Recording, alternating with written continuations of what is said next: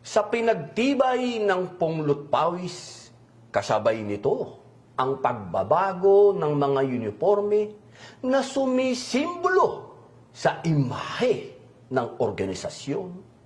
Ang pagsusuot ng uniforme ay isang pambihirang pribileyo.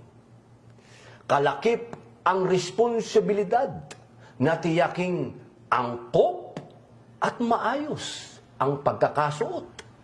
Dahil dito, sumasalamin ang pinakamataas na antas ng disiplina at profesionalismo sa interes ng hukbong katihan ng Pilipinas.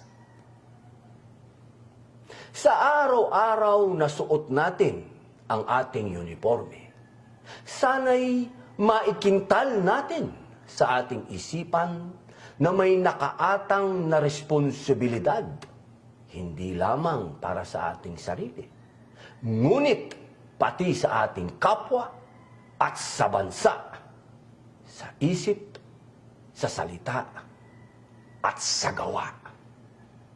Duyang ka ng magiting, mabuhay ang hukbong katihan ng Pilipinas.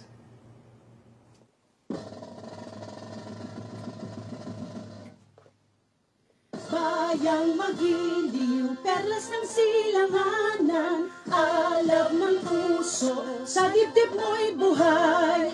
Lupang hinirang, duyan ka ng magiting, sa manlulupi, di ka pasisiil. Sa dagat at bundok, sa simoy at sa langit mong bughaw, may dilag ang tula at awit sa paglayang minamahal. Ang kislap ng watawat mo'y tagumpay na nagniningning. Ang bituin at araw niya kailan pa may di magdidilim. Lupa ng araw